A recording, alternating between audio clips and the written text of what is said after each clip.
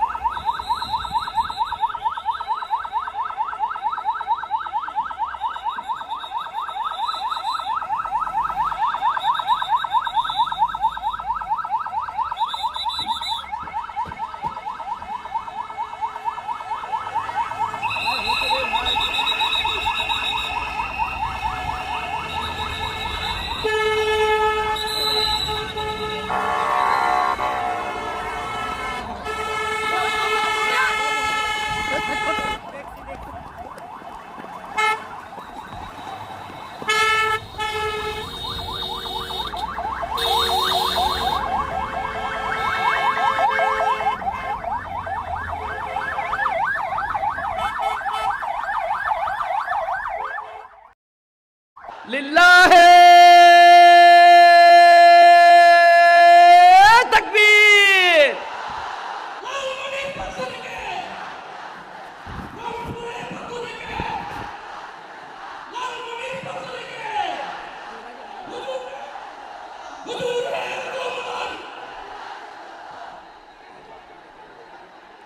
আমি একটু দেখতে চাই যে রংপুর বিভাগের কে কোন জেলা থেকে আপনারা এসেছেন। কুড়িগ্রাম থেকে কারা এসেছেন দেখি। কুড়িগ্রাম, মাশাআল্লাহ মাশাআল্লাহ। আচ্ছা, গাইবান্ধা জেলার কে আসছেন? গাইবান্ধা, মাশাআল্লাহ। ঠাকুরগাঁও অনেকে আসছেন। দিনাজপুর জেলা থেকে, মাশাআল্লাহ। নীলফামারী, ঠিক আছে, ফি আমানিল্লাহ। পঞ্চগড় অনেক আসছে। রংপুর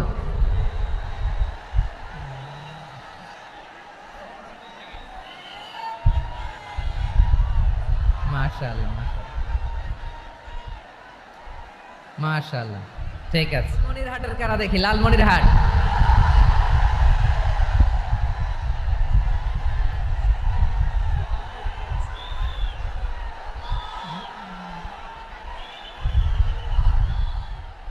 মাশাআল্লাহ মাশাআল্লাহ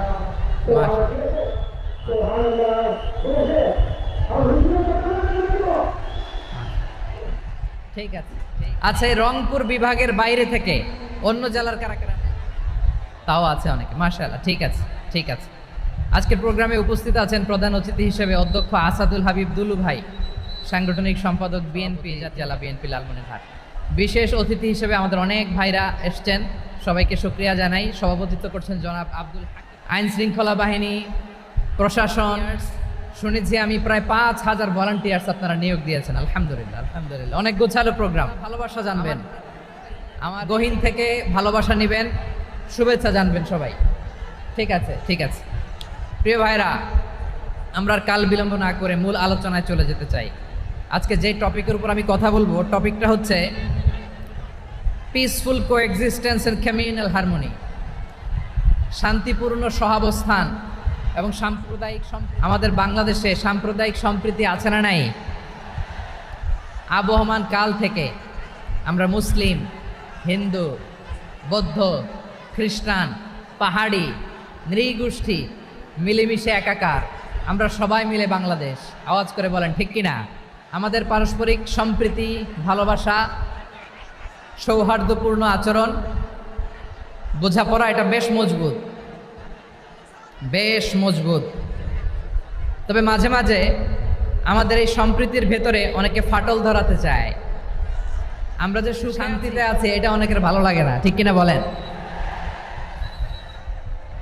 আমাদের মধ্যে সাম্প্রদায়িক সম্প্রীতি, সৌহার্দ্যপূর্ণ আচরণ, ভালোবাসা, এটা আবহমান কাল ধরে আছে। তার প্রমাণ, আমরা তাফসিরুল মাহফিলের আয়োজন করলে আমাদের হিন্দু ভাইরা ডিস্টার্ব করে না, ঠিক কিনা? এবং আমি যদি বলি হাত তোলে এসেছেন, কত শত কত হাজার যে হাত উঠবে, আপনি অবাক হয়ে যাবেন। আমি চাচ্ছি না হাত উঠাতে। খুলনাতে সর্বশেষ যে আমি প্রোগ্রাম করে গেলাম, সেখানে কয়েকশো হিন্দু ভাই আসছে আমাদের আলোচনা শুনতে। আলহামদুলিল্লাহ। অনেক বৌদ্ধরা আসে, অনেক খ্রিস্টানরা আসে, অনেক এবার আমার সাথে দেখা করেছে। তারা বলেছে, হুজুর আমরা আপনার আলোচনা শুনি। আলহামদুলিল্লাহ বলেন। So it's our responsibility to our non-Muslim brothers and sisters. আমাদের অমুসলিম ভাই বোনদের কাছে ইসলামের সৌন্দর্য তুলে ধরা, এটা আমাদের দায়িত্ব। We all are the ambassador of Islam. আমরা প্রত্যেকে দায়িত্বশীল, আমরা প্রত্যেকে এক একজন ইসলামের অ্যাম্বাসেডর। আলহামদুলিল্লাহ বলেন। এজন্য এমনভাবে ইসলামের সৌন্দর্য আমাদেরকে ফুটিয়ে তুলতে হবে, যাতে করে নন মুসলিমরা শাহাদা পড়ে, কালিমা পড়ে মুসলমান হয়ে যায়। অনেক নন মুসলিম ভাই বোন আমাদের হাতে শাহাদা পড়ে, কালিমা পড়ে মুসলমান হয়েছে, অনেক।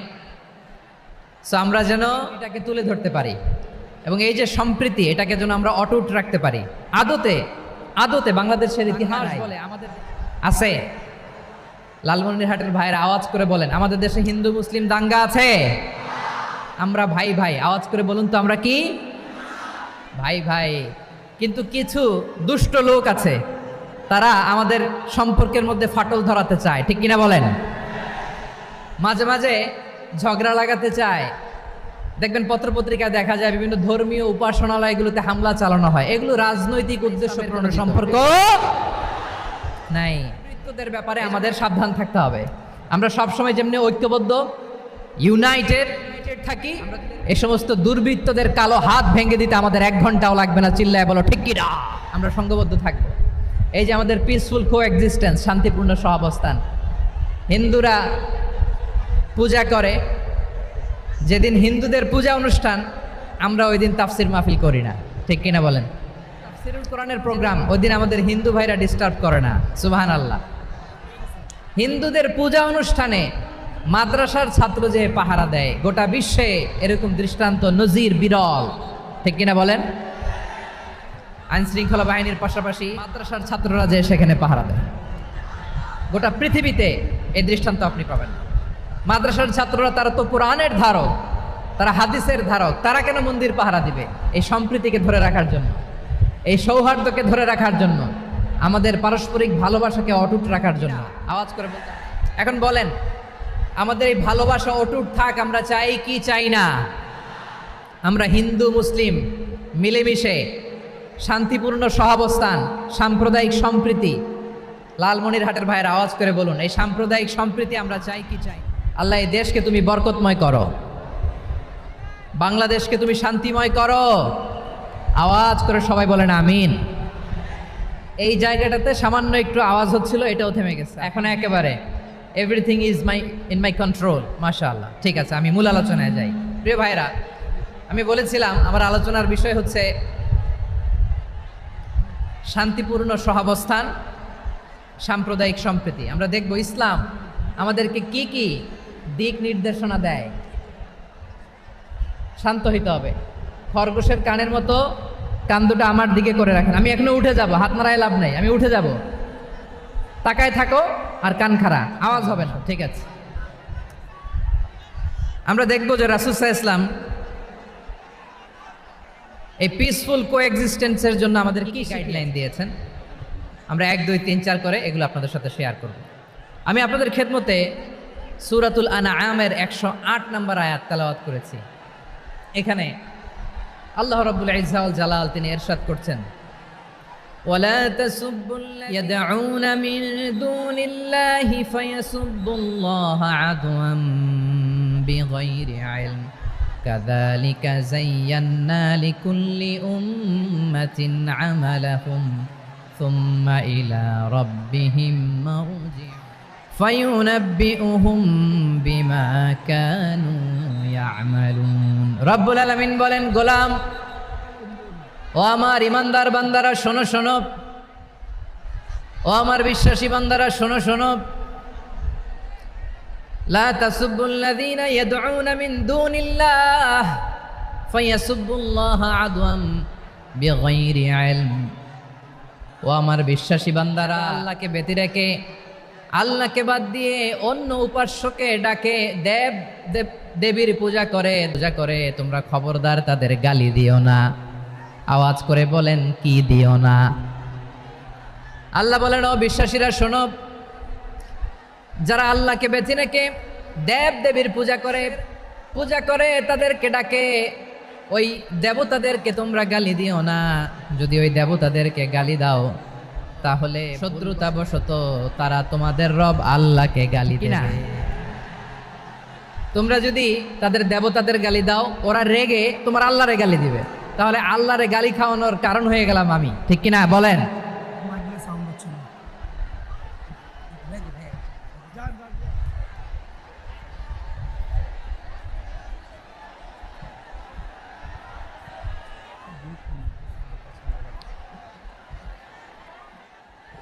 সম্মানিত ভাইয়েরা, বিশাল প্রোগ্রাম, মাইকের একটা সেটআপ থাকে, তারগুলো অনেক সময় নড়ে যায়, একটু ঝামেলা হবে।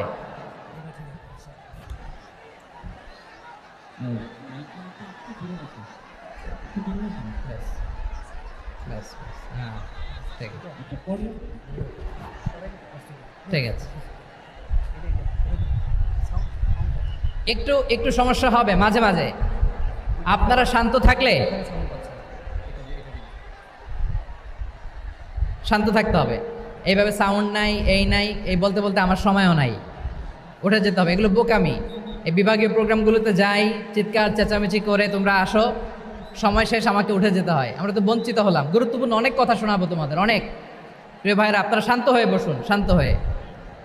রব্বুল আলামিন বলেন, খবরদার বিশ্বাসীরা, আল্লাহ ছাড়া যারা অন্যান্য উপাস্যদেরকে ডাকে, দেবতাদেরকে ডাকে, তাদেরকে তোমরা গালি দিও না। ওই সমস্ত দেবতাদেরকে যদি তোমরা গালি দাও তাহলে তারা আল্লাহকে গালি দিবে, ঠিক কিনা বলেন? আমরা দেবতাদের গালি দিলে ওরা আল্লাহ। রব্বুল আলামিন বলেন, খবরদার দেবতাদেরকে গালি দিও না, তাহলে ওরা তোমার রব আল্লাহরে গালি দেবে। প্রতিটি জাতির জন্য তাদের কাজকে আমি আল্লাহ সুশোভিত করে রেখেছি, তারা সবাই একদিন আমার কাছেই ফিরে আসবে। এরপর আমি রব্বুল আলামিন তাদের আমলনামা তাদেরকে জানিয়ে দেব। সুবহানাল্লাহ পড়ে। প্রিয় ভাইয়েরা, আল্লাহ তাআলা বলেছেন, খবরদার গালি দিও না। আদেশটা কার? আওয়াজ করে বলেন তো। হিন্দুদের দেবতা দেবদেবীদেরকে গালি দেওয়া যাবে না। আওয়াজ করে বলেন। এই আপনাদের গলার আওয়াজ। অন্য ধর্মের দেবতাদেরকে যে গালি দেওয়া যাবে না, এই আদেশটা কার? আরো জোরে বলুন, কার? গালি দিবেন কোন দেবতাকে? দিবেন? যদি দেন তাহলে ওরা আল্লাহরে গালি দিবে। তাহলে আল্লাহরে গালি খাওয়াইলো কে? ঠিক কিনা বলেন? আমি আল্লাহকে গালি খাওয়ানোর কারণ হলাম, কারণ আমি যদি গালি না দিতাম ওরা আওয়াজ করে বলেন ঠিক কিনা? তাহলে প্রিয় ভাইয়েরা, ইসলাম আমাদেরকে শিখায়, সূরাতুল আনআমের 108 নম্বর আয়াত থেকে আমরা বুঝলাম কোনো ধর্মকে ছোট করা যাবে না। অন্য ধর্মকে ছোট করা মানে ইসলামকে ছোট করা। অন্য ধর্মের দেবতাকে গালি দেওয়া মানে আল্লাহকে গালি খাওয়ানো। খবরদার, এটা করা যাবে না।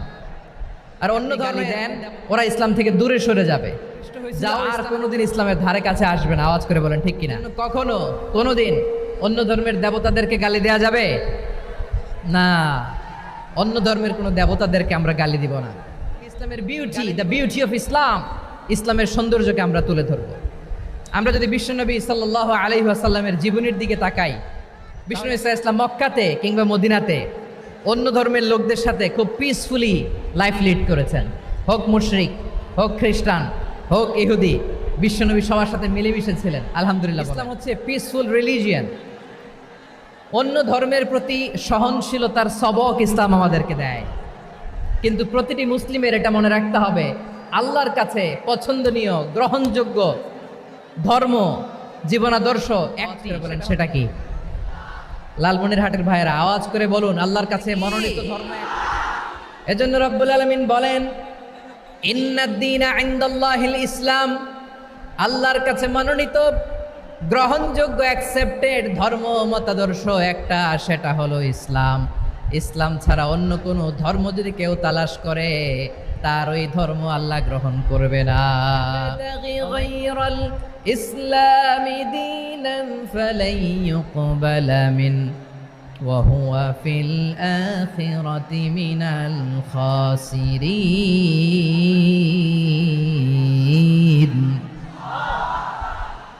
Whoever seek anything except that won't be accepted from him, and he will be loser in the day of judgment. কিয়ামতের দিন ইসলাম ছাড়া কেউ যদি অন্য কোনো ধর্ম তালাশ করেছে দুনিয়াতে, তার এই মতাদর্শ গ্রহণ করা হবে না। and he will be loser, সে হবে লুজার, ক্ষতিগ্রস্ত। হাই হাই কোম্পানির ম্যানেজার, ওর আমও শেষ, সালাও শেষ। আওয়াজ করে বলেন ঠিক কি না? এজন্য ইসলাম পেয়ে আমরা খুশি না বেজার?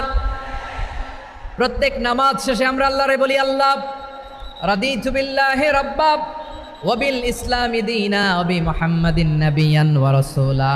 ও আল্লাহ, তোমারে রব হিসেবে পেয়ে আমরা খুশি। ও আল্লাহ, ইসলামকে ধর্ম হিসেবে পেয়ে আমরা খুশি। বিশ্বনবীকে আমাদের রাসূল পেয়ে আমরা খুশি। ঠিক কিনা বলেন? ইসলাম ছাড়া অন্য কোনো ধর্ম, ঠিক কিনা বলেন?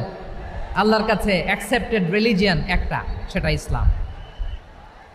তো বিশ্বনবী সাল্লাল্লাহু আলাইহি ওয়াসাল্লাম মক্কাতে কিংবা মদিনাতে খুব পিসফুলি এক্সিস্ট করেছেন, যে কোনো ধর্মের সাথে মিলেমিশে চলেছেন। তার প্রমাণ আমরা যদি রাসূল সাল্লাল্লাহু আলাইহি ওয়াসাল্লামের বায়োগ্রাফির দিকে তাকাই, তাহলে দেখব তিনি মুশরিকদের সাথে পিস ট্রিটি করেছেন, শান্তি চুক্তি, পিস ট্রিটি, পিস এগ্রিমেন্ট। আপনারা হুদাইবিয়ার সন্ধির নাম শুনেছেন? লালমনিরহাটের কলিজার টুকরা ভাইয়েরা, হুদাইবিয়ার সন্ধির নাম আপনারা শোনেন নাই?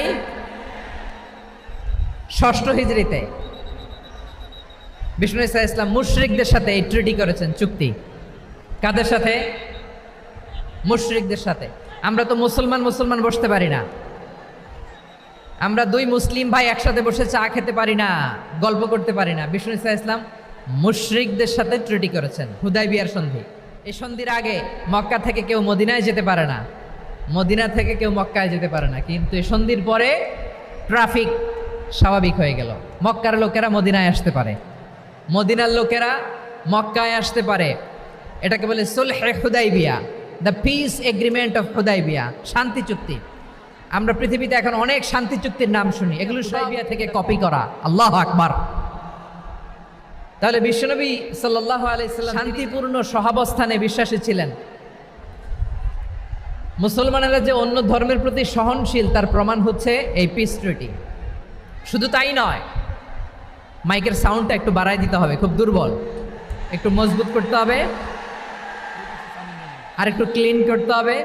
আর সবগুলা জায়গায় সাউন্ড যাচ্ছে কিনা একটু ক্রস চেক। হ্যাঁ, পাবেন, দিচ্ছে। Mic operator is trying his level best, দিচ্ছে। মাইক অপারেটর যিনি আছেন প্রতিটি জায়গায় প্রতিটি সাউন্ড বক্সে যেন আওয়াজ পাওয়া যায়, একটু ক্রস চেক করেন, সাউন্ডটাকে একটু স্ট্রং এদিকে তাকান, এদিকে। মক্কার পার্ট গেল, এগ্রিমেন্ট করলেন, শান্তি চুক্তি। বিষ্ণু ইসলাম মদিনায় যে কি করলেন? মদিনায় যে বিষ্ণু ইসলাম মদিনা চার্টার করলেন, মদিনা সনদ, সাহিফাতুল মদিনা। এটার যে ওয়েস্টে, ইউরোপে, আমেরিকাতে তারা অনেক চার্টার করে, এই সব চার্টার মদিনা চার্টার থেকে কপি করা। আওয়াজ করে পড়েন সুবহানাল্লাহ। বিষ্ণু ইসলাম মদিনায় গেলেন, মদিনাতে মুসলিম, মুশরিক, ইয়াহুদি এই তিন ধর্মের লোক মিলে হোল্ডার যারা আছে সবাইকে নিয়ে বিষ্ণু ইসলাম মদিনা চার্টার করলেন, মদিনা সনদ। পড়েন সুবহানাল্লাহ।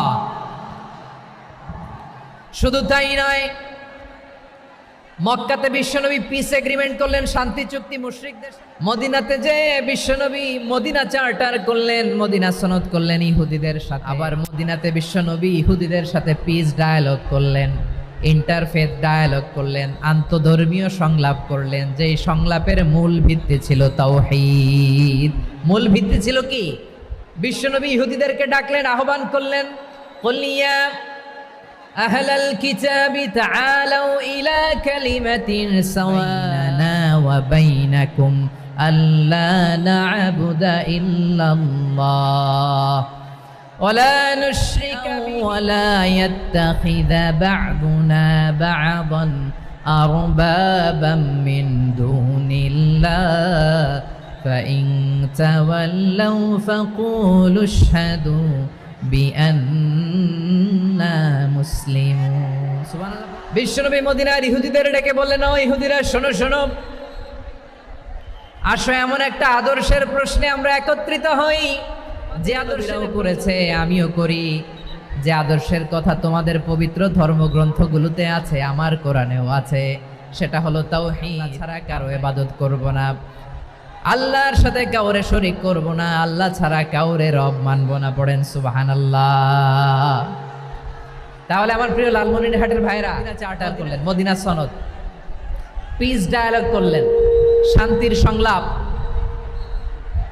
ইন্টারফেথ ডায়ালগ করলেন, আন্তধর্মীয় সংলাপ যার ভিত্তি ছিল তাওহীদ। সুবহানাল্লাহ পড়েন। তাহলে অন্য ধর্মের প্রতি সব সময় ইসলাম সহনশীল, টলারেন্স যদি আপনি দেখতে চান ইসলাম, ঠিক কিনা বলেন? আমরা তো সংখ্যালঘুদের রাইটস প্রোটেক্ট করার জন্য কত আইন বানাই, সংবাদ সম্মেলন করি। বিষ্ণু সাল্লাল্লাহু আলাইহি ওয়াসাল্লাম সংখ্যালঘুদের রাইটসের ব্যাপারে, অধিকারের ব্যাপারে যে কথা বলেছেন, শুনলে আপনি অবাক হয়ে যাবেন। বিশ্বনবী বলেন, আলা মান যালামা মুআহাদান আও ইনতাকাসাহু আও কাল্লাফাহু ফাওকা তাআতিহি ফাওকা তাকাতিহি আও আখাযা মিনহু শাইআন বিগাইরি তিবি নাফসিন ওয়া আনা হাজিজুহু ইয়াউমাল কিয়ামা। খবরদার, জেনে সংখ্যালঘুর উপরে অত্যাচার করে, কোন সংখ্যালঘুর প্রাপ্য থেকে যদি কেউ কাউকে ঠকায়, সংখ্যালঘুর উপর যদি কেউ কষ্ট দেয়, কোন সংখ্যালঘুর সম্পদ যদি কেউ জোর করে কেড়ে নেয়, আমি কিয়ামতের দিন বিশ্বনবী আর ওই মুসলমানদের বিপক্ষে বাদী হয়ে দাঁড়াবো। সুবহানাল্লাহ বলতে পারলেন না? আল্লাহু আকবার। আপনি নামাজি, আপনি মুসল্লি সাহেব, তাহাজ্জুদ পড়তে পড়তে কপালে দাগ ফেলে দিছেন, আপনার প্রতিবেশী হিন্দু, ভাবছেন আমার তো পাওয়ার আছে, ওর জমিটা দখল করি। বিশ্বনবী বলেন, কিয়ামতের দিন ওই হিন্দুর পক্ষে তোর বিরুদ্ধে আমি বাদী হয়ে দাঁড়াবো। পৃথিবী স্টেটমেন্ট পাবেন, পাবেন। আপনি ভাবছেন আপনি নামাজ পড়লে, হাজী সাহেব কপালে দাগ ফেলাই দিলে আপনি সেলসেলায় জান্নাতে চলে যাবেন না? খবরদার। বিশ্বনবী বলেন, কোন সংখ্যালঘুর উপর তার প্রাপ্য তাকে না দিয়ে যদি তাকে ঠকায়, তার উপর জুলুম করে, তার সম্পদ যদি কেড়ে নেয়, আমি নবী, তুমি মুসলিম হইতে পারো, মুসল্লি হইতে পারো, তার আল্লাহর দরবারে বাদী হয়ে দাঁড়াবো। আচ্ছা লালমনিরহাটের ভাইরা, কথা বুঝতে পারলে আওয়াজ করে উত্তর দেন। বিশ্বনবী যদি কারো বিপক্ষে দাঁড়ায় কিয়ামতের দিন, আই রিপিট, আমি আবারও বলছি, বিশ্বনবী যদি কিয়ামতের দিন, ও তো সেলসেলায় জান্নাতি, তাই না? জান্নাতি, যে নবীর সুপারিশ ছাড়া জান্নাতের গেটও দেখা যাবে না, ওই নবী যদি বলে তোর বিপক্ষে আমি বাদী হয়ে দাঁড়াবো, ওই জান্নাতে আর ঢোকার কোনো সুযোগ আমাদের থাকবে? এখানেই শেষ না আমার প্রিয় লালমনিরহাটের ভাইয়েরা, এখানেই শেষ নয়। বিশ্বনবী বলেন, মান কাতালা মুআহাদান, বুখারীর বর্ণনা, মান কাতালা মুআহাদান আতাল জান্নাহ, কেউ যদি কোনো মুসলিম যদি অন্যায়ভাবে কোনো সংখ্যালঘুকে হত্যা করে, কোনো হিন্দুকে হত্যা করে, কোনো বৌদ্ধরে হবে, কোনো মুসলিম যদি কোনো সংখ্যালঘুরে হত্যা করে, জান্নাতে যাওয়া তো দূরের কথা, ওই মুসলিম জান্নাতের ঘ্রাণও পাবে না।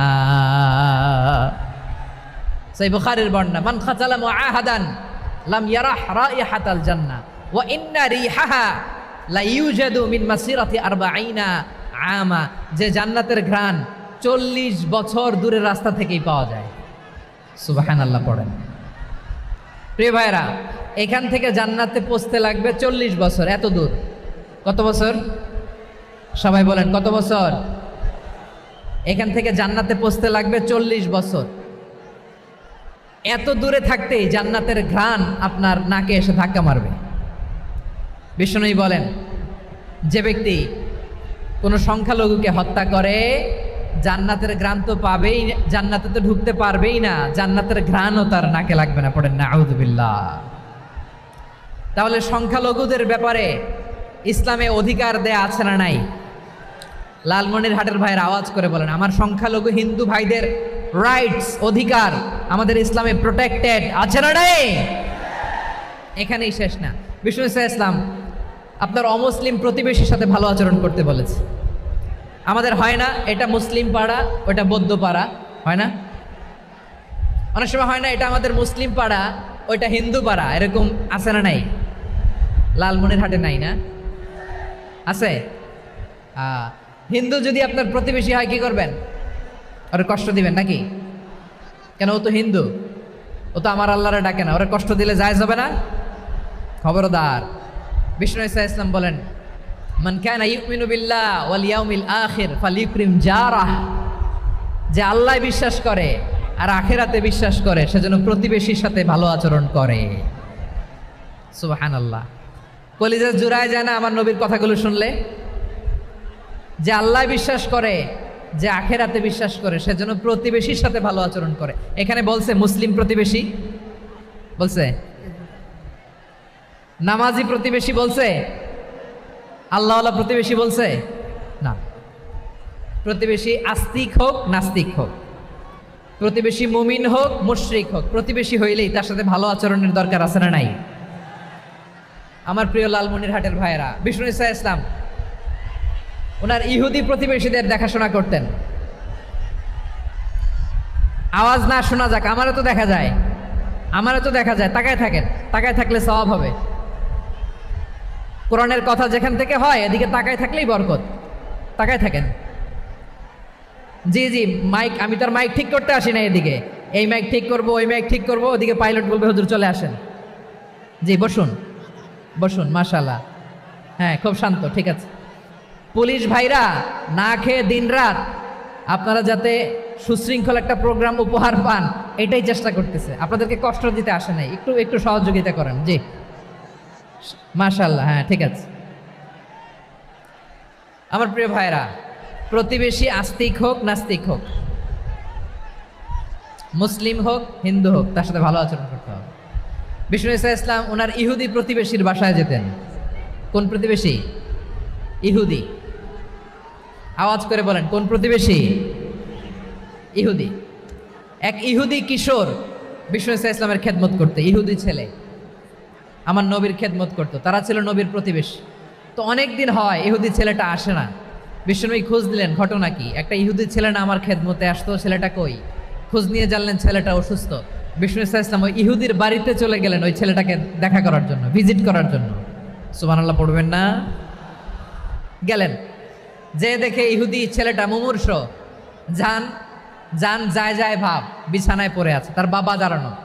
বিশ্বনবী তার মাথার পাশে বসলেন, মাথায় হাত বুলিয়ে দিলেন, আর ছেলেটাকে বললেন আসলিম, হে ইহুদি ছেলে আসলিম, ইসলাম ধর্ম গ্রহণ করো। তো ছোট্ট ছেলে ভাবে আমরা ইহুদি, এখন ইসলাম ধর্ম গ্রহণ করলে আব্বা যদি বকা দেয়, ফানাযারা ইলা ওয়াজহি আবি, ছেলেটা তার বাবার চেহারার দিকে তাকালো, দেখি আব্বা কি কয়। আব্বা যদি বলে তাইলে ইসলাম ধর্ম গ্রহণ করবে। ইহুদি ছেলেটা তার বাবার দিকে যখন তাকালো, ওর বাবা বলে আতি আবুল কাসিম, আবুল কাসিম যা বলে তাই করো। আবুল কাসিম হচ্ছে বিষ্ণু ইসলামের একটা কুনিয়াত, উপনাম। আমার রাসূলের বড় ছেলের নাম ছিল কাসেম, যেমন দেখবেন আমাদের এলাকায় কারো বড় ছেলের নাম যদি হয় আব্দুল্লাহ, এরা আব্দুল্লাহর বাপ বলে ডাকে। কারো বড় মেয়ের নাম যদি হয় ফাতেমা, এরা কি ডাকে? ফাতেমার বাপ বলে না? তো বিষ্ণু ইসা ইসলামের বড় ছেলের নাম ছিল কাসেম। ইহুদি বাবা বলল আতি আবুল কাসেম, আবুল কাসেম যা বলে তাই শোনো, মানে মোহাম্মদ যা বলে তাই শোনো। এই কথা শুনে ছেলে সাহস পাইছে, ছেলে আবার পড়তে আরম্ভ করলো আশহাদু আল্লাহ ইলাহা ইল্লাল্লাহ ওয়া আশহাদু আন্না মুহাম্মাদার রাসূলুল্লাহ, পড়েন আল্লাহু আকবার। বিশ্বনবীর আহ্বান শুনে ওই আহ্বানে সাড়া দিয়ে ইহুদি ছেলে শাহাদা পড়ে মুসলমান হয়ে গেল। তার হৃদয়টারে ইমানের নূর দিয়ে আলোকিত করে দিল কে?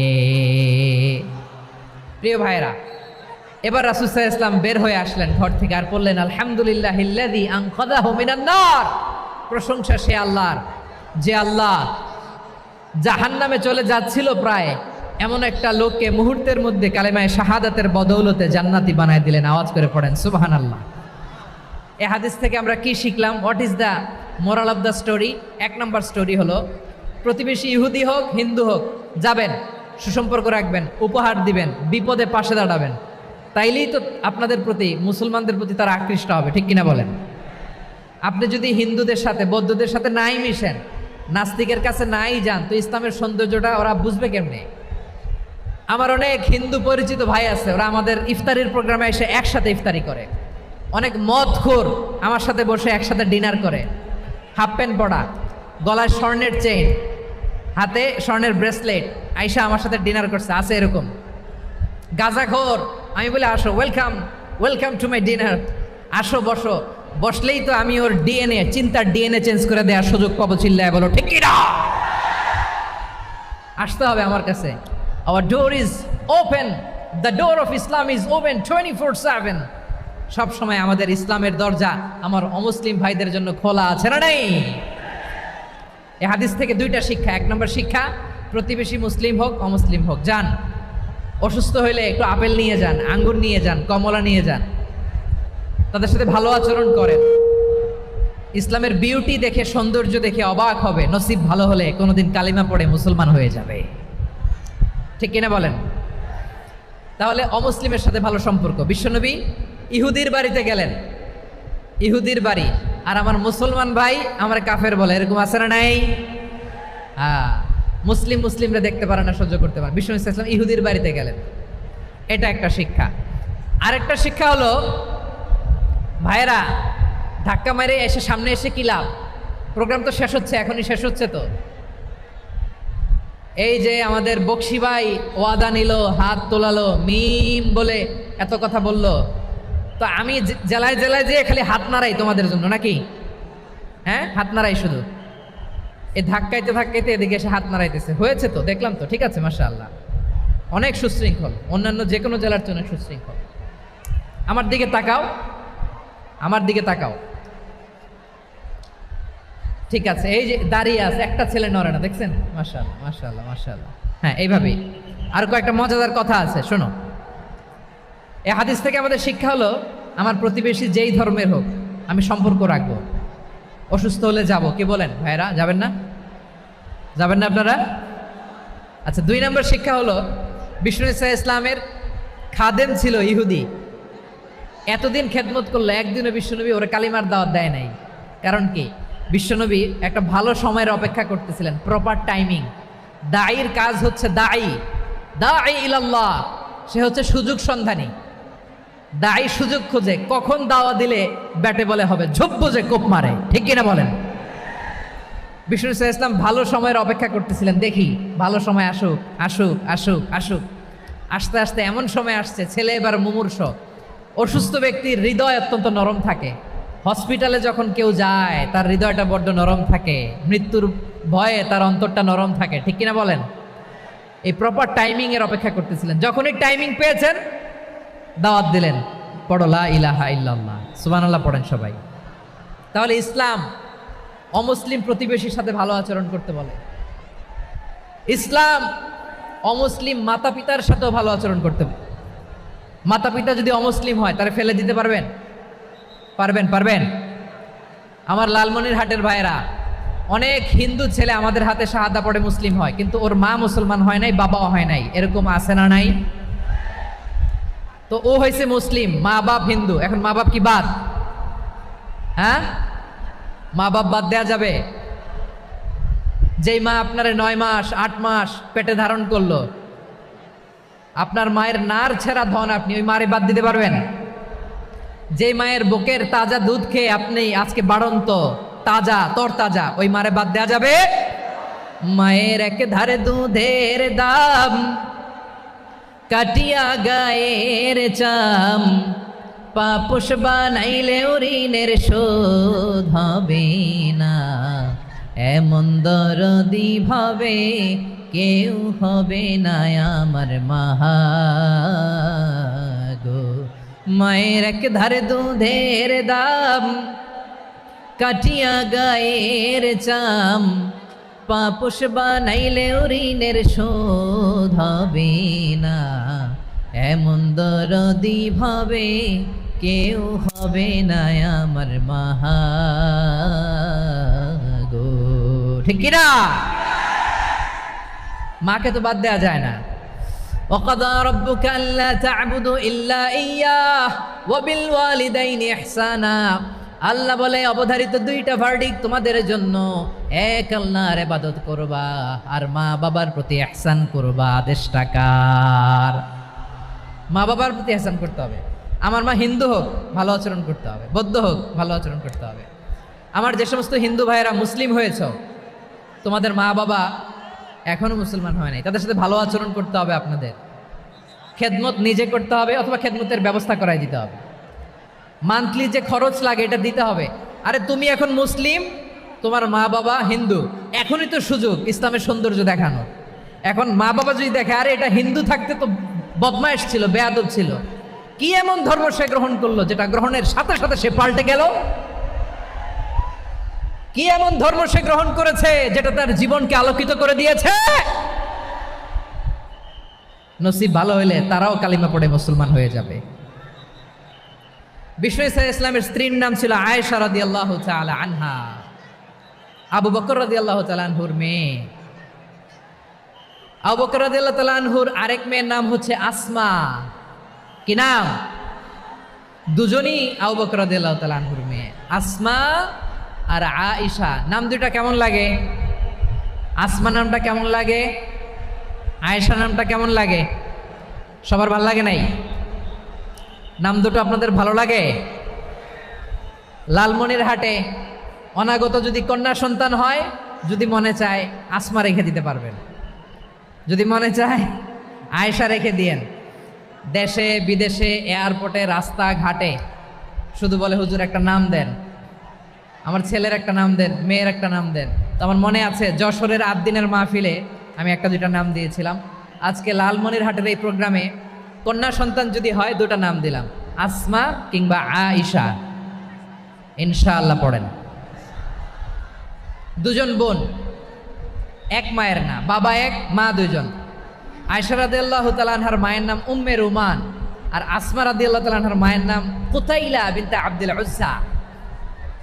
আবু বকর রাদিয়াল্লাহু তাআলা আনহু 4টা বিয়ে করেছিলেন। তো একই ঘটনা ঘটেছে এই ফ্যামিলিতে। আসমা ইসলাম ধর্ম গ্রহণ করে মুসলিমা, কিন্তু তার মা কুতাইলা মুশরিকা। আই রিপিট, বোঝার জন্য আমি আবারও বলি, আসমা রাদিয়াল্লাহু তাআলা আনহা মুসলিমা, আর আসমার মা কুতাইলা, আওয়াজ করে বুঝে থাকলে বলেন, আসমার মা মুশরিকা। তার মানে মেয়ে মুসলিম, মা অমুসলিম, ভেজাল আছে না নাই? কিন্তু কুতাইলা আর ধৈর্য ধারণ করতে পারে না। নার ছেঁড়া ধন, কলিজার টুকরা ধন, কলিজার টুকরা সন্তান আসমারে দেখতে বড্ড মন চায়। সাইয়েদানা আসমা রাদিয়াল্লাহু তাআলা আনহা মক্কা থেকে হিজরত করে মদিনায় চলে গেলেন হুদাইবিয়ার পর। যখন মক্কা মদিনার ট্রাফিক স্বাভাবিক হলো, মক্কার লোক মদিনায় যায়, মদিনার লোক মক্কায় আসে। কুতাইলা কলিজার টুকরা সন্তান আসমারে দেখার জন্য কিছু উপহার নিয়ে বিশাল মরুপথ পাড়ি দিয়ে মক্কা থেকে মদিনায় যায়। সুবহানাল্লাহ বলেন। এখন মা আসছে মেয়ের সাথে দেখা করতে, মেয়ে তো আর দেখা দেয় না। মেয়ে ভাবছে আমার মা তো মুশরিকা, অপবিত্রা, তার সাথে কি দেখা দেয়া যাবে? বিশ্বনবীর দরবারে চলে গেলেন। সুবহানাল্লাহ বলেন। কি সৌভাগ্যবান ছিল তারা, মাসলা জানার দরকার হলেই নবীর দরবারে চলে যেত। ঘরে বউয়ের সাথে ঝগড়া হলে নবীর দরবারে চলে যেত। অনেক সাহাবী বলে আমার পেটে ক্ষুধা লাগলেও আমি নবীর কাছে চলে যেতাম, কারণ নবীর চেহারার দিকে তাকালেই আমার পেটের ক্ষুধা মিটে যেত। সাইয়েদানা আসমা রাদিয়াল্লাহু তাআলা আনহা বিশ্বনবীর কাছে চলে গেলেন, যে বললেন ইয়া রাসূলুল্লাহ ইয়া হাবিবাল্লাহ ইন্না উম্মি কাদিমাতুন ইলাইয়া ওয়া হিয়া রাগিবা। আমার মা মক্কা থেকে অনেক দূর মরুর পথ পাড়ি দিয়ে উপহার সামগ্রী নিয়ে মদিনায় আমার সাথে দেখা করতে এসেছে গো নবী। আমার জানতে বড্ড ইচ্ছে হয় আমি আমার মুশরিকা মাখা করতে পারবো কিনা।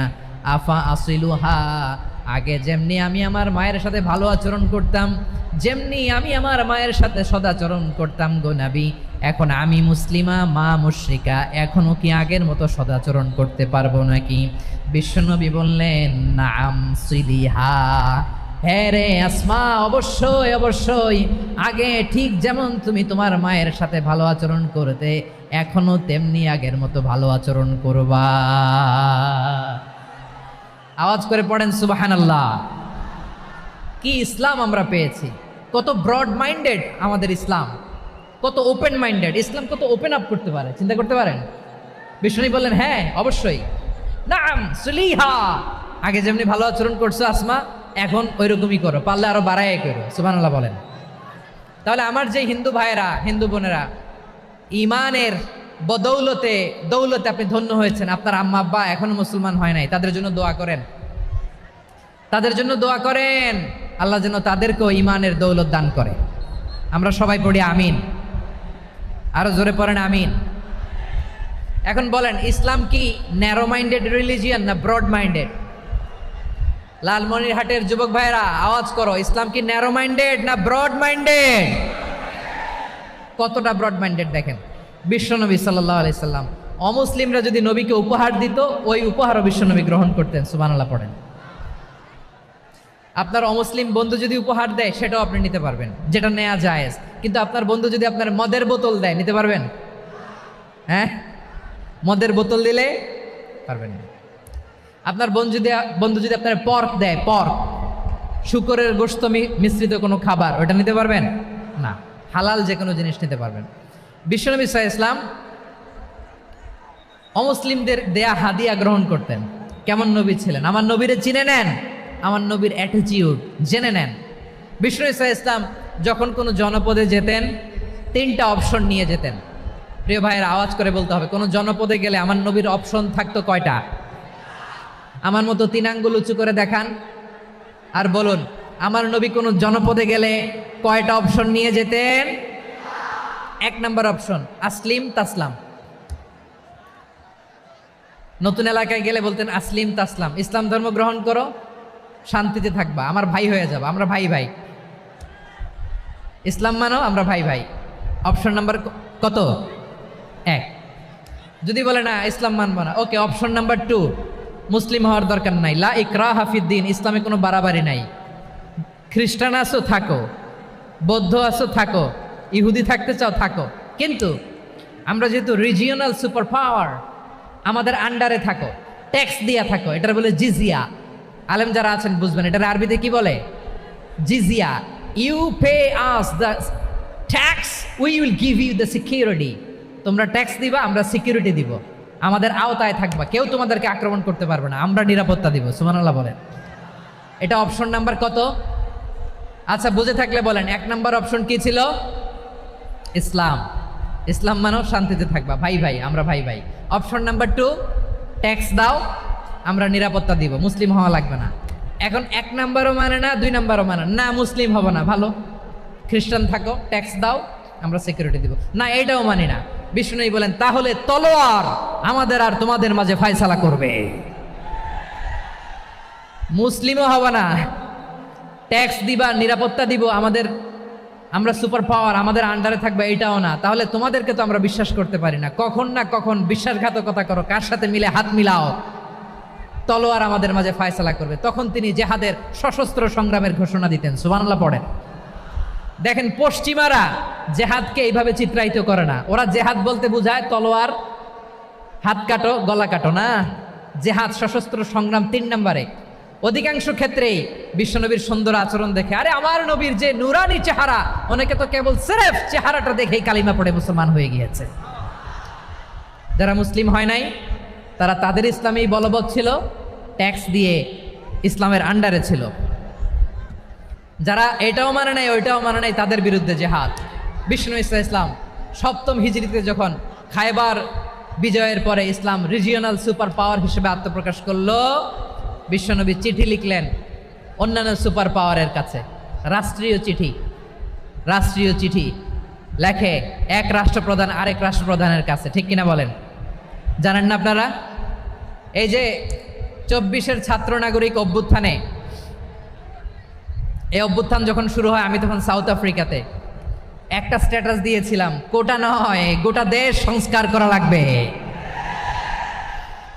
শুধু বাংলাদেশ নয়, সারা বিশ্বের বাংলা ভাষাভাষী লোকেরা এই আন্দোলনের সাথে সমর্থন তারা করেছে, এটাকে সাপোর্ট করেছে, তারা সমর্থন দিয়েছে।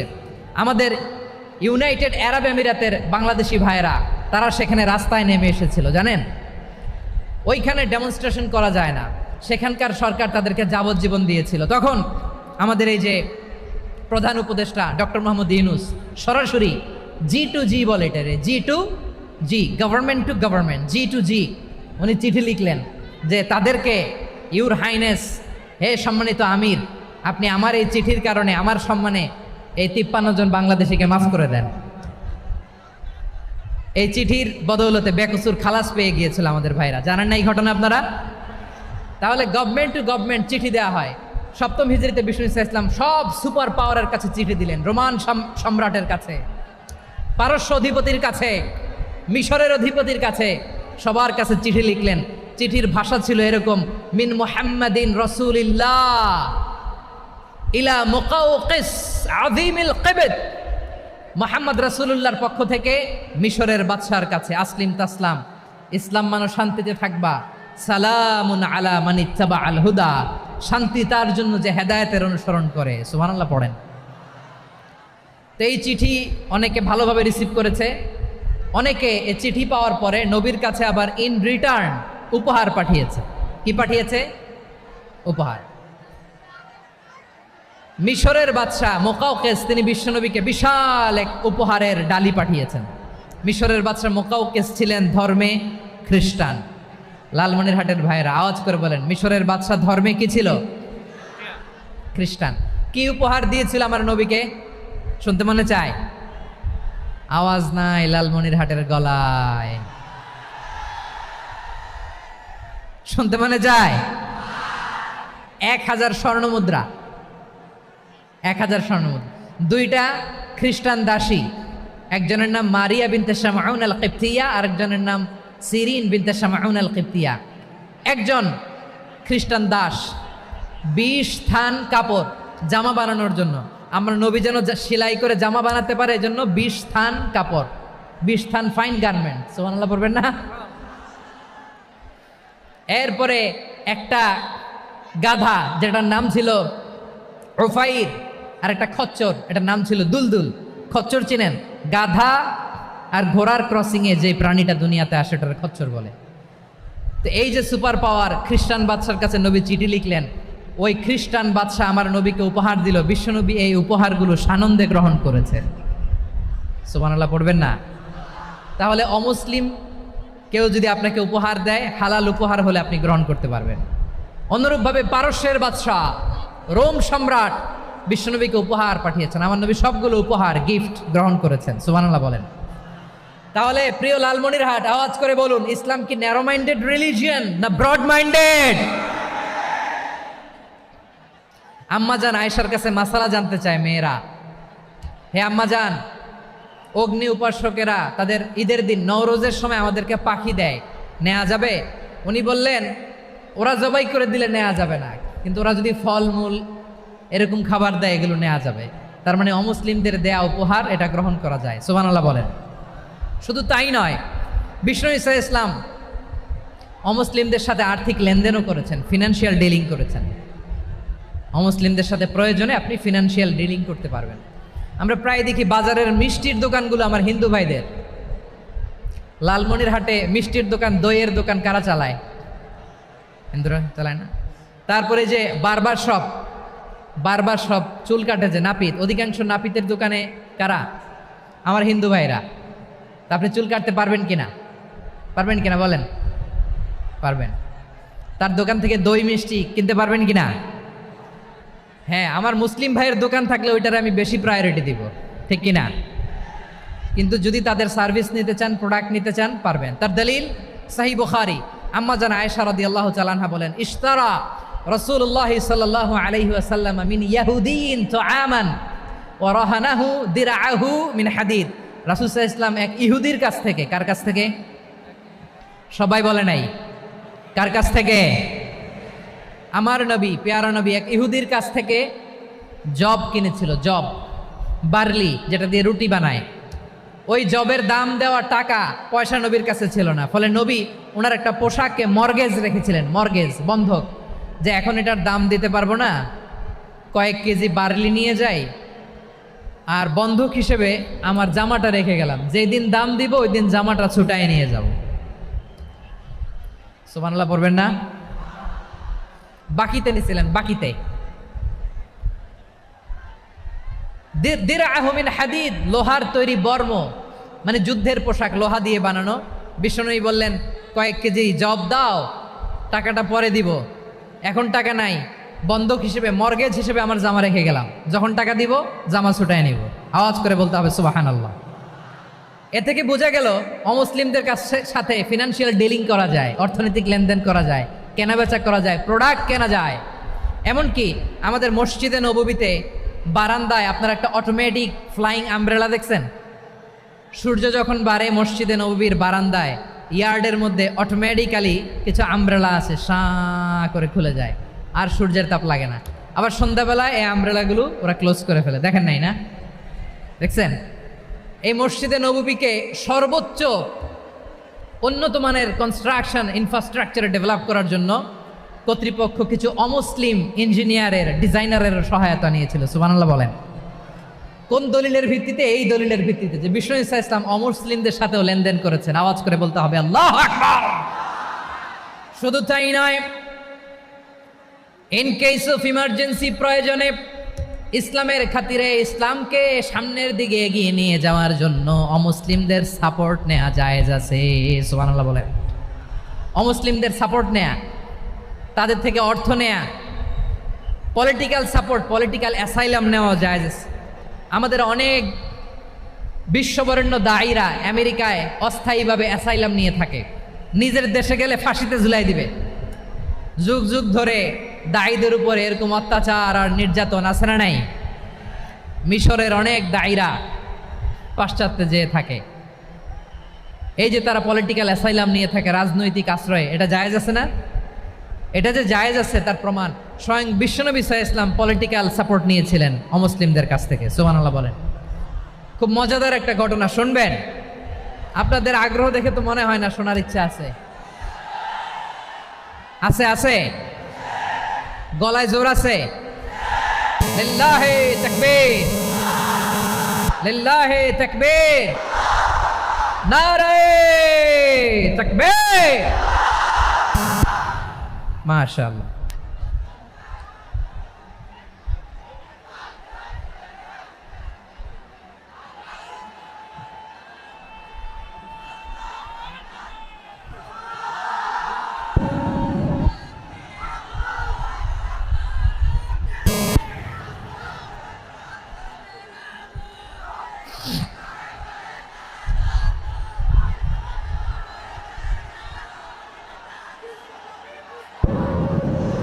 মাশাআল্লাহ, মাশাআল্লাহ। থামুন, থামুন আমার ভাইরা। বিশ্বনবীর বয়স তখন প্রায় 51 বছর। কত বছর? বিশ্বনবীর সবচেয়ে কাছের মানুষ খাদিজা রাদিয়াল্লাহু তাআলা আনহা ইন্তেকাল করেছেন। বিশ্বনবী বড্ড কষ্ট পেলেন, হৃদয়টা ভেঙে খান খান। যিনি ঘরের ভেতরে বিশ্বনবীকে সান্ত্বনা দিতেন, ভালোবাসা দিতেন, বাইরে গেলে কুরাইশরা বকাঝকা করে, অত্যাচার করে, কিন্তু আম্মাজান খাদিজা রাদিয়াল্লাহু তাআলা আনহা ঘরটারে এমন শান্তির নীর বানায় রেখেছেন, এই ঘরের ভিতরে ঢুকলে বিশ্বনবীর কলিজাটা ঠান্ডা হয়ে যেত। এজন্য রব্বুল আলামিন বলেন, খাদিজা ও আমার বান্দি খাদিজা, জান্নাতে এমন স্পেশাল একটা ঘর আমি তোমার জন্য রেডি করে রেখেছি। ওই ঘরের মধ্যে কোনো আওয়াজ নাই, ওই ঘরের মধ্যে কোনো নয়েজ নাই, ওই ঘরে কোনো বিশৃঙ্খলা নাই।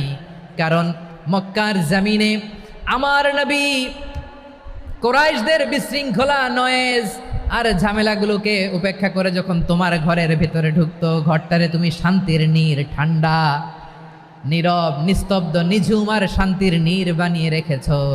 এজন্য জান্নাতে স্পেশাল একটা শান্তির নীর আমি তোমারে উপহার দেব।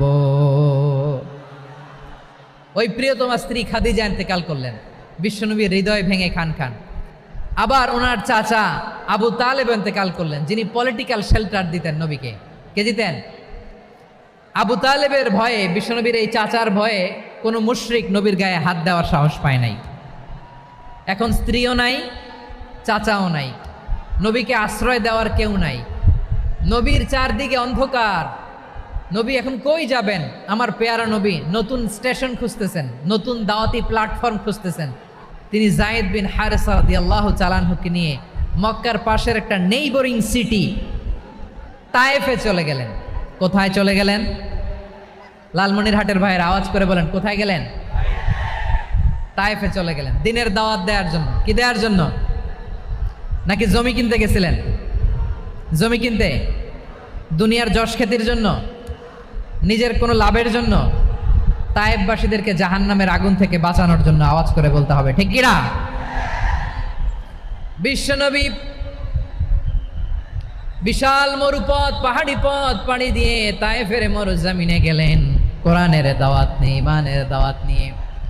কিন্তু তায়েফের লোকেরা বিশ্বনবীর দাওয়াতকে শুধু প্রত্যাখ্যান করেই থামে নাই, তারা বিশ্বনবীর সাথে অত্যন্ত খারাপ আচরণ করেছে। বিশ্বনবীকে শারীরিকভাবে হেনস্থা করেছে, আমার নবীকে শারীরিকভাবে অত্যাচার করেছে, আমার পেয়ারা নবীর গায়ে পাথর মেরেছে, বিশ্বনবীর গা বেয়ে ঝরঝর করে রক্ত ঝরেছে, নবী জামিনের মধ্যে লুটিয়ে পড়েছেন, আবার মেরেছে, আবার নবী হাঁটতে শুরু করলেন, পেছন থেকে আবার মেরেছে, আবার নবী রক্তাক্ত হয়ে জামিনের মধ্যে লুটিয়ে পড়লেন, আবার মেরেছে। বিশ্বনবীর মতো এত সুশ্রী মানব, বিশ্বনবীর মতো এত শুভ্র মানব, বিশ্বনবীর মতো এমন চমৎকার দেহাবয়ব দিয়ে রব্বুল আলামিন কাউকে বানান নাই।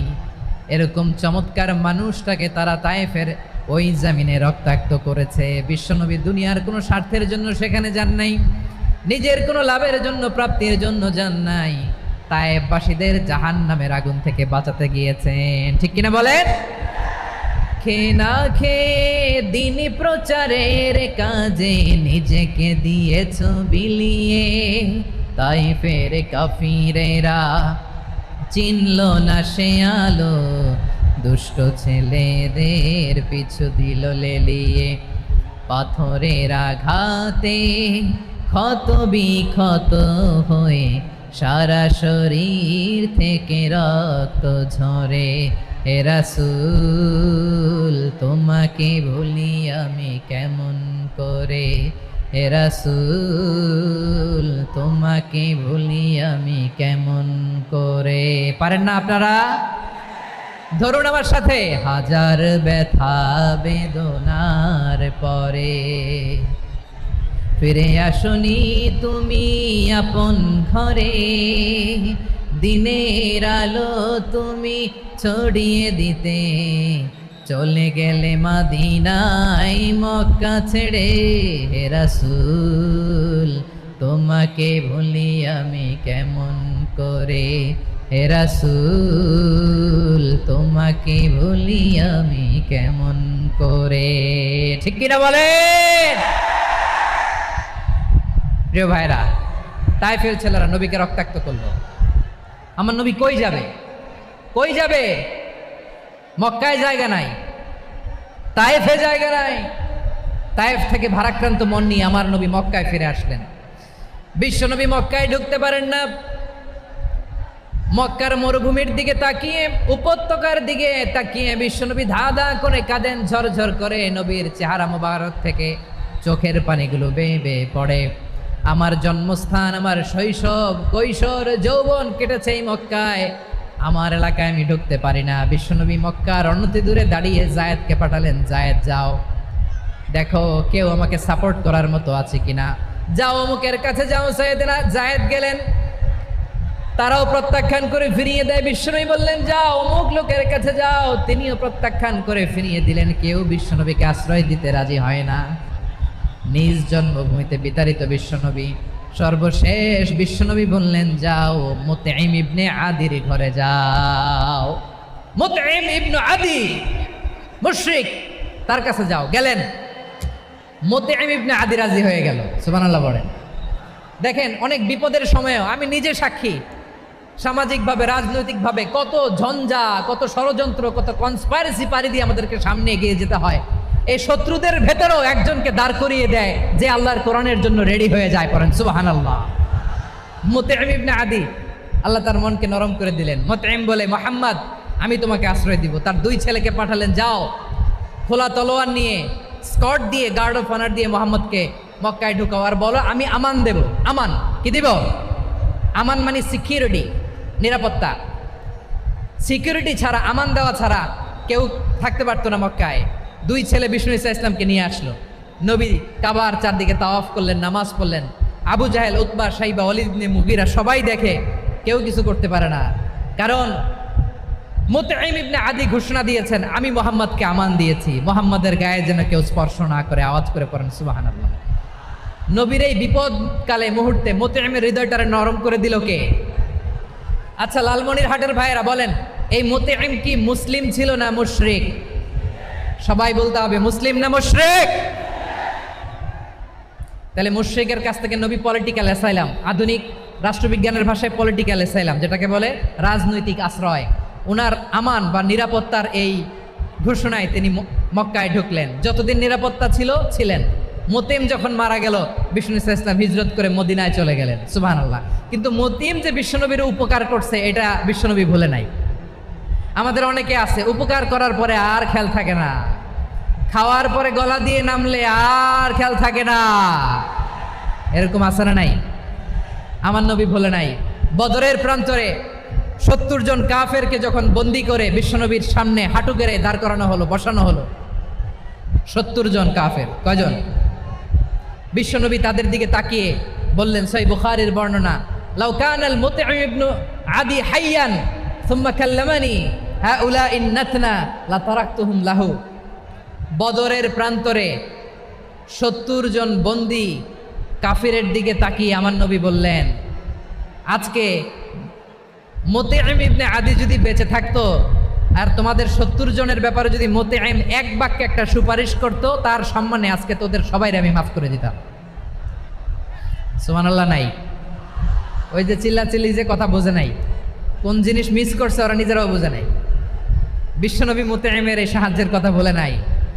70 জন মুশরিক হাঁটু গেড়ে বসা, নবী চাইলে এখনই এক্সিকিউশন অর্ডার দিতে পারে। তিনি বললেন, আজকে যদি মুতঈম বেঁচে থাকতো আর মুতঈম যদি তোদের জন্য সুপারিশ করতে, এই আবর্জনাগুলোর ব্যাপারে সুপারিশ করতে, আমি মুহূর্তেই তোদেরকে এমনি মাফ করে দিতাম। এবার বলেন, ইসলাম কি ন্যারো মাইন্ডেড না ব্রড মাইন্ডেড? শুধু তাই নয়, যাকে যে সম্মান দেয়ার আমার নবী দিতেন, হোক আস্তিক হোক নাস্তিক, হোক মুসলিম হোক অমুসলিম। বিষ্ণু ঈসা ইসলাম যখন রোমান সম্রাটের কাছে চিঠি লিখেছেন, আমার প্রিয় লালমনিরহাটের ভাইরা অল্প কয়েক মিনিট কয়েকটা জরুরি কথা বলবো, এদিকে তাকান, এদিকে তাকান। রোমান সম্রাটের কাছে বিশ্বনবী যখন চিঠি লিখলেন মিন মুহাম্মদ রাসূলিল্লাহ ইলা হিরাকলা আযীমির রোম। মুহাম্মদের পক্ষ থেকে হিরাক্লিয়াসের কাছে, যিনি হচ্ছেন আযীমির রোম। এটা নবী নিজ থেকে বানায় লিখছেন অতিরিক্ত সম্মান দিয়ে। কোন রাষ্ট্রপ্রধান যখন আসে তাদেরকে আমরা কি বলি জানেন? তার নামের শেষে HE এটা লিখতে হয়, H.E. মানে হিজ এক্সেলেন্সি। কি লেখে? হিজ এক্সেলেন্টি, অথবা ইউর হাইনেস, ইউর ম্যাজেস্টি। দেখেন বিশ্বনবী সাল্লাল্লাহু আলাইহি ওয়াসাল্লাম সব নবীদেরও নবী, তিনি একজন মুশরিক খ্রিস্টান সম্রাট রোমান সম্রাটের কাছে চিঠি লিখতে যেয়ে লিখতেছে, ইলা হিরাকলা আযীমির রোম, হিরাক্লিয়াসের কাছে আমার চিঠি, যিনি রোমের আযীম, হিজ হাইনেস, মানে রোমের অনেক সম্মানিত এক বাহাদুর, আওয়াজ করে বলেন সুবহানাল্লাহ। তার মানে যাকে যে সম্মান দেয়ার এটা বিশ্বনবী দিতেন। এমনকি যেই ইহুদিরা ভালো ছিল এই ইহুদিদেরও প্রশংসা করেছেন বিশ্বনবী মুহাম্মদুর রাসূলুল্লাহ সাল্লাল্লাহু আলাইহি ওয়াসাল্লাম। এক ইহুদির প্রশংসা করেছেন বিশ্বনবী। ইহুদির কার? কার? আমি তো আমার ভাইয়ের প্রশংসা করি না, আমি তো এক আলেম আরেক আলেমরে স্পেস দেই না, আমি তো এক দায়ী আরেক দায়ীর সাথে বসতে চাই না। আমার নবী ইহুদির প্রশংসা করে। কার প্রশংসা? ওই ইহুদির নাম ছিল মুখাইরেক। সিরাত গ্রন্থ ঘাটলে পাবেন। তিনি বলেছেন মুখাইরেক খাইরু ইয়াহুদ, Mukhayriq is the best of the Jews. জুইশদের মধ্যে সে সবচেয়ে ভালো। কেন প্রশংসা করলেন তার? এর কারণ মদিনা চার্টারে কথা ছিল সব ধর্মের মুসলিম মুশরিক ইহুদিরা মিলে মদিনাকে রক্ষা করবে। কিন্তু তৃতীয় হিজরিতে যখন উহুদের যুদ্ধ শুরু হলো, সবার কথা ছিল যেই আক্রমণ করে আমরা মদিনাকে বাঁচাবো। কোন শহরকে বাঁচাবো? মদিনাকে। কিন্তু কুরাইশরা যখন অ্যাটাক করলো, ইহুদিরা আর আসে না, ইহুদিরা আর বেরোয় না। বিষ্ণু বললেন, ওহে ইহুদিরা, তোমরা না চুক্তি করলে আমার সাথে যে মদিনা বাঁচাতে সবাই ঝাঁপিয়ে পড়বো, আসো। একটা ইহুদিও বেরোয় না, কেউ আসে না সেদিন, একজন ছাড়া। তার নাম মুখাইরেক। তার নাম কি? মুখাইরেক বাহাদুরের মতো ঘোড়সাওয়ার হয়ে বেরিয়ে গেলেন এবং বললেন, গোটা ইহুদি সাম্রাজ্যের একজনও যদি না আসে, আমি মুখাইরেককে কেউ ঘরে আটকে রাখতে পারবে না। বেরিয়ে আসলেন, এসে বললেন, আমি মুহাম্মদের পক্ষে যুদ্ধ করব। আমি মারা গেলে আমার সম্পদ আমার উত্তরাধিকারীরা পাবে না, আমার সম্পদ তোমরা মুহাম্মদকে দিয়ে দিবা। সুবহানাল্লাহ বলেন। উহুদের ময়দানে 70 জন মুসলমান শহীদ হলো। এই ইহুদি সেও মুসলমানের পক্ষে যুদ্ধ করে নিহত হলো। সুবহানাল্লাহ বলেন। মুসলিমদের লাশ যখন নিয়ে আসা হলো, এই মুখাইরিকের লাশও নিয়ে আসা হলো। মুসলিমদের লাশের পাশে মুখাইরিকের লাশ দেখে বিশ্বনবী মুখাইরিকের প্রতি অনেক খুশি হলেন। আর বিশ্বনবী খুশি হয়ে বললেন, মুখাইরিক খায়রু ইয়াহুদ। মুখাইরিক, যদিও তুমি ইহুদি, তারপরে তুমি সব ইহুদিদের মধ্যে সেরা ইহুদি। পড়েন সুবহানাল্লাহ। আমার নবী ইহুদিকেও সম্মান দিতে কার্পণ্য করে নাই। আওয়াজ করে বলেন আল্লাহু আকবার। প্রিয় ভাইরা, এবার সর্বশেষ আওয়াজ করে বলেন, ইসলাম কি ন্যারো মাইন্ডেড নাকি ব্রড মাইন্ডেড? সবাই বলেন, ন্যারো মাইন্ডেড না ব্রড মাইন্ডেড? এজন্য অমুসলিম হইলেই তারা আমাদের শত্রু নয়। শত্রু কারা? এই লালমনিরহাটের ভাইয়েরা শোনেন, শত্রু কারা? যে সমস্ত অমুসলিম আমাদেরকে নিশ্চিহ্ন করে দিতে চায়, যে সমস্ত অমুসলিম আমাদের ভূখণ্ড থেকে আমাদেরকে তাড়িয়ে দিতে চায়, যে সমস্ত অমুসলিম আমার ধর্ম নিয়ে তুচ্ছতাচ্ছিল্য করে চিল্লায় বলেন ঠিক কিনা, তারা আমাদের শত্রু। সাধারণ অমুসলিমরা আমার শত্রু নয়। এই যে হিন্দুরা থাকে, এরা আমার ভাই, বৌদ্ধরা আমার ভাই, খ্রিস্টানরা আমার ভাই, ইহুদিরা আমার ভাই। তারা দিনই ভাই নয়, তারা মায়ের পেটের ভাই নয়, তারা মানবিক দিক থেকে ভাই। ও মানুষ, আমিও মানুষ। ইসলাম মানুষকে সম্মান করে, চিল্লায় বলো ঠিক কিনা। যারা আমাদের অস্তিত্বকে নিশ্চিহ্ন করতে চায়, যারা আমাদের ভূখণ্ডকে দখল করতে চায়, যারা আমাদেরকে নিয়ে মকারি করে, ফান করে, টিটকারি করে, আমার ধর্ম নিয়ে খেলা করে, তাচ্ছিল্য করে, ওদের বিরুদ্ধে আমাদের জিহাদ। সাধারণ মুসলিম আমাদের শত্রু নয়। আপনি জানেন নিউ ইয়র্কে, আমি তো নিউ ইয়র্কে ছিলাম অনেকদিন, ওখানে ফিলিস্তিনিদের পক্ষে যখন আমরা মিছিল করেছি, অনেক ইহুদি আমাদের সাথে মিছিলে দাঁড়িয়েছে। কারণ ওরাও জানে এই ভূখণ্ড ফিলিস্তিনিদের ভূখণ্ড। আওয়াজ করে বলো লালমনিরহাট ঠিক কিনা। ইসরায়েলের রাজধানী খোদ তেল আবিবে অনেক ইহুদিরা বেঞ্জামিন নেতানিয়াহু তার বিরুদ্ধে মিছিল করেছে। তো তারা কি আমাদের শত্রু? না। অনেক খ্রিস্টান আমাদের সাথে আমাদের স্বার্থ রক্ষায় আমাদের পাশে দাঁড়িয়েছে। খেয়াল রাখবেন, হিন্দু আর হিন্দুত্ববাদ এক নয়, ইহুদি ধর্ম আর জায়নিজম এক নয়।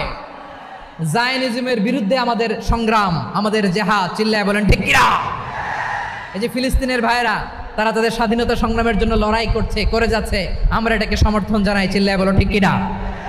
কাশ্মীরের ভাইরা স্বাধীনতার জন্য সংগ্রাম করছে, আমরা সেই সংগ্রামকে সমর্থন জানাই, আওয়াজ করে বলো ঠিক কিনা। যারাই আমাদের ইসলামকে নিশ্চিহ্ন করতে চায়, তাদের বিরুদ্ধে আমাদের সংগ্রাম, আওয়াজ করে বলতে হবে ঠিক কিনা। ওই সমস্ত দুর্বৃত্তদের সাথে আমাদের কোনো সম্পর্ক নাই। আমরা যদি ঐক্যবদ্ধ থাকতে পারি ওই দুর্বৃত্তরা চান্স পাবে না। আমরা ঐক্যবদ্ধ থাকতে রাজি আছি। লালমনিরহাটের ভাইয়েরা, আমরা ঐক্যবদ্ধ থাকলে ওই দুর্বৃত্তদের কালো হাত ভেঙে দিতে আমাদের সময় লাগবে না। তাদের কালো হাত ভেঙে দিতে রাজি আছে মুসলমান? কারা কারা রাজি? দু হাত তুলে দেখাও।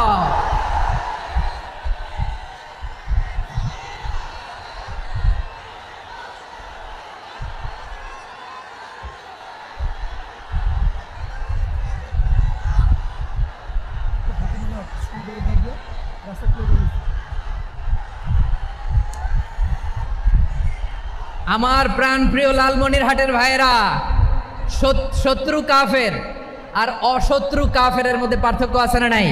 আবু তালেবও মুশরিক, আবু জাহেলও মুশরিক, কিন্তু দুই মুশরিকে পার্থক্য আছে না নাই? আবু তালেব নবীর চাচা, মুশরিক, মারা গিয়েছে মুশরিক অবস্থায়, কিন্তু আজীবন আমার নবীকে আগলে রেখেছে, আমার নবীকে সাপোর্ট করেছে, ভালোবেসেছে। আবু জাহেলও মুশরিক, মারা গিয়েছেও মুশরিক হিসেবে, আজীবন আমার নবীর বিরুদ্ধাচারণ করেছে। আবু জাহেলের শক্তি, সামর্থ্য, স্ট্র্যাটেজি, প্ল্যান সব আমার নবীর বিরুদ্ধে ছিল। এই আবু জাহেলের কারণে একটা দিন শান্তিতে আমার নবী মক্কায় ঘুমাতে পারে নাই। চিল্লায় বলেন ঠিক কিনা? এজন্য রাব্বুল আলামিন বলেন, লা ইয়ানহাকুমুল্লাহু আনিল্লাযীনা লাম ইউকাতিলুকুম ফিদ-দীনি ওয়া লাম ইখরিজুকুম মিন দিয়ারিকুম আন তাবাররুহুম ওয়া তুকসিতু ইলাইহিম ইন্নাল্লাহা ইউহিব্বুল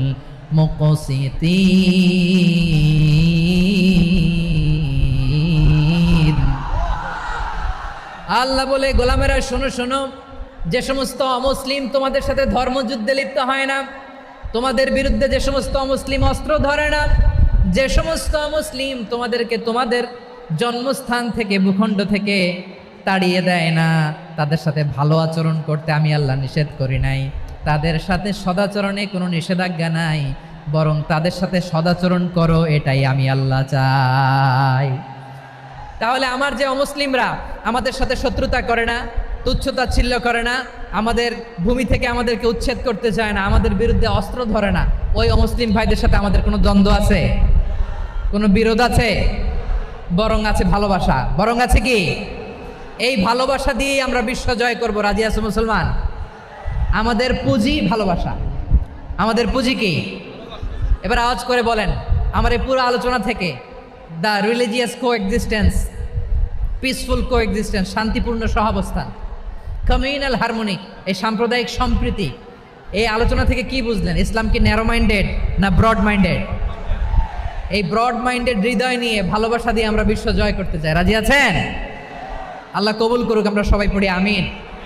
লালমনিরহাটের জেলা স্টেডিয়ামে আমার প্রিয় মায়েরা, বোনেরা, আপনাদের জন্য একটা হাদিস বলে শেষ করব। বিশ্বনবী বলেন, আমার মায়েরা খেয়াল করে শুনুন, বিশ্বনবী আপনাদের উদ্দেশ্য করে বলেন, আল মারআতু ইযা সাল্লাত খামসাহা ওয়া সামাত শাহরাহা হাফিজাত ফুরুজাহা আতাআত বা'লাহা ফালতাদখুল মিন আইয়ি আবওয়াবিল জান্নাতি শাআত। বিশ্বনবী বলেন, ও রমণীরা, ও নারীরা, যে সমস্ত নারী এই চারটা কাজ করবে, এই চারটা কাজের গ্যারান্টি দিবে, তাদেরকে জান্নাতের 8টা দরজার গ্যারান্টি দেয়া হবে। কি চারটা কাজ? 1 নম্বর, আল মারআতু ইযা সাল্লাত খামসাহা, যে নারী 5 ওয়াক্ত নামাজ পড়ে। কি করে? জেলা স্টেডিয়ামে অবস্থানরত আমার নারীরা, বোনেরা, বিশ্বনবী আপনাদেরকে 4টা কাজের কথা বলেছেন, খুব বেশি না। 4টা করলে 8 জান্নাতের দরজা সব খোলা। কোনটা দিয়ে যাবেন? যেটা দিয়ে মনে চায়। 1 নম্বর 5 ওয়াক্ত নামাজ। আমার বোনেরা জোহরের নামাজ পড়তে পড়তে এটা আসরে নিয়ে যায়, আসর পড়তে পড়তে এটা মাগরিবে নিয়ে যায়। এরকম আসরে নাই? লালমনিরহাটে হয়তো নাই। আমার বোনেরা এটা করবেন না। ইন্নাস সালাতা কানাত আলাল মুমিনিনা কিতাবাম মাওকুতা, সময় মতো পড়বেন। সামাত শাহরা, রমাদানের রোজাগুলো রাখবেন। হাফিজাত ফুরুজাহা, যে নারী তার চরিত্রকে হেফাজত করে, তার প্রাইভেট হেফাজত করে, তার লজ্জাস্থান হেফাজত করে। ও মায়েরা, আপনার এই গর্ভ যে কত দামি আপনি জানেন না। আপনার এই গর্ভ থেকে জন্মাবে আগামীর সালাহুদ্দিন আল আইয়ুবী। আপনার গর্ভ থেকেই জন্মাবে ইমাম আল মাহদি আল মুনতাজার। আপনার পেট থেকে জন্মাবে আবু সাইদের মতো বীর সৈনিক। আপনার পেট থেকে জন্মাবে মুগ্ধের মতো বীর মুজাহিদ। আপনি জানেন না কে আসবে আপনার পেট থেকে। সময়টাকে কাজে লাগান, ইসলামকে বুঝেন, মানেন, আমাদের ইসলামিক লেকচারগুলো শোনেন, আমরা যে বার্তাগুলো, ইনস্ট্রাকশনগুলো, দিক নির্দেশনাগুলো আপনাদের খেদমতে রাখি, এগুলো মেনে চলুন। আপনিই পারেন আপনার ঘরটাকে জান্নাতের টুকরা বানাতে। একটা family, it's a very big institution and you are the MD, the managing director of this institution. চিল্লায় বলেন ঠিক কি না? চাইলেই পারেন ঘরটারে জান্নাতের টুকরা বানাতে। 5 ওয়াক্ত সালাত, রমাদানের রোজা, নিজের চরিত্রের হেফাজত, ও আতাআত বালাহা, স্বামীর আনুগত্য, এটাতে অনেকে ভুল করে থাকে। হায় রে আমার বোনেরা, স্বামীর আনুগত্যকে এটা নিজের অপমান মনে করবেন না। আপনার স্বামী আপনার সবচেয়ে বড় গার্ডিয়ান, তিনি আপনার সবচেয়ে ভালো চায়। নারী কখনো গার্ডিয়ানশিপের বাইরে থাকতে পারে না। হয় আপনি বাবার গার্ডিয়ানশিপের ভেতরে, বা আপনার থাকলে ভাই আপনার গার্ডিয়ান, ভাই না থাকলে চাচা গার্ডিয়ান, বিয়ের পরে আপনার স্বামী আপনার গার্ডিয়ান। শরিয়া সম্মত স্বামীর আদেশগুলো আপনি মেনে চলবেন, কিন্তু শরিয়া বিরুদ্ধ কোনো আদেশ মানতে আপনি বাধ্য নয়। আওয়াজ করে বলুন সবাই ঠিক কি না? এই 4টা কাজ যদি কোনো নারী করে, বিশ্বনবী বলেন জান্নাতের 8টা দরজা খোলা, তোমার যেটা দিয়ে মনে চায় সেটা দিয়ে জান্নাতে তুমি এন্ট্রি নিতে পারবা। আমরা এখানে লালমনিরহাটের সোহরাওয়ার্দী ময়দানে আজকে যেমন একত্রিত হতে পারলাম, আল্লাহর জান্নাতেও যেন একত্রিত হতে পারে। আল্লাহ তুমি তৌফিক দান করো। আল্লাহ আমার এই কলিজার টুকরা যুবক ভাইদেরকে তুমি ওমরে ফারুকের মতো কবুল করো। জেলা স্টেডিয়ামে অবস্থানরত